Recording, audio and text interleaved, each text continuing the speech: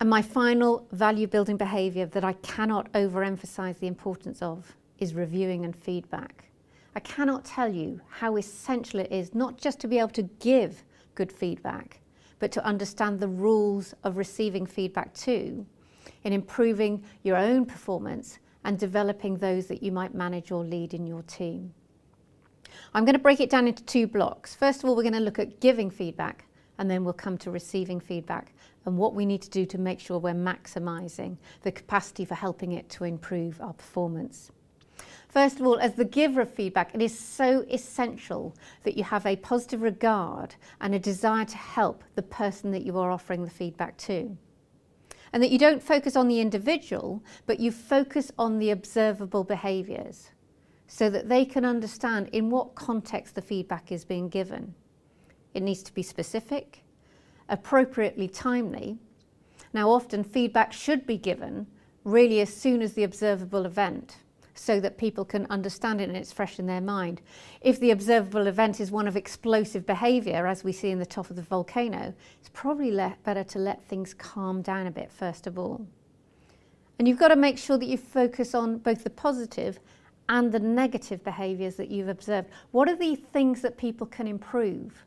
Because it's a bit like too much support. If you just tell your people, that's brilliant, well done, keep doing it, what do they know? How can they change? How can they improve on such bland, open statements?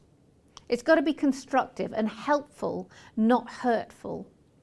It's really got to help them to understand what have they delivered, but what were you looking for and how could they change to enable them to improve performance? And we use summarising to check for that common understanding so that they are truly hearing what you're saying.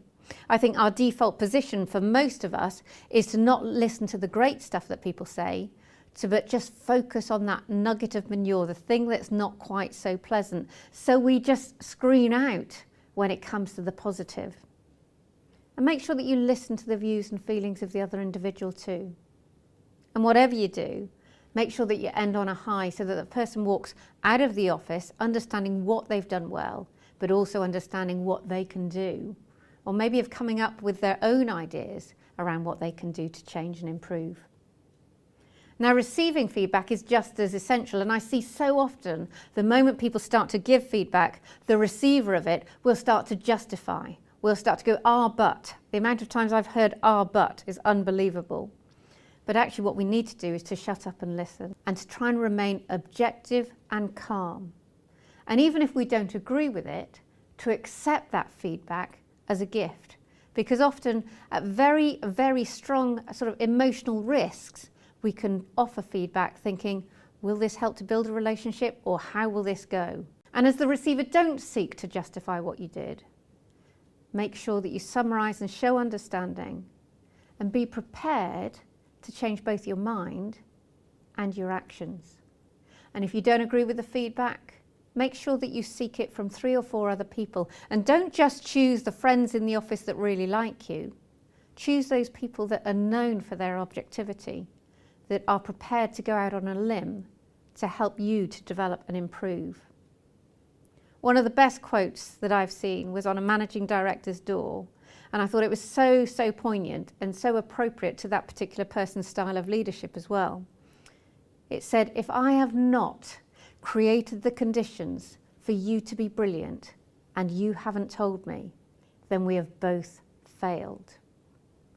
What are you doing to use feedback to create the conditions for your people to understand what they're great at, but also what they can do to be even better? The 8 value building behaviours make up just one of the 3 agendas. And it's the 3 agendas that we need to work on in sync to build a balanced and better performing business. If you want to find out more about our value building behaviours and agendas workshops, please contact us.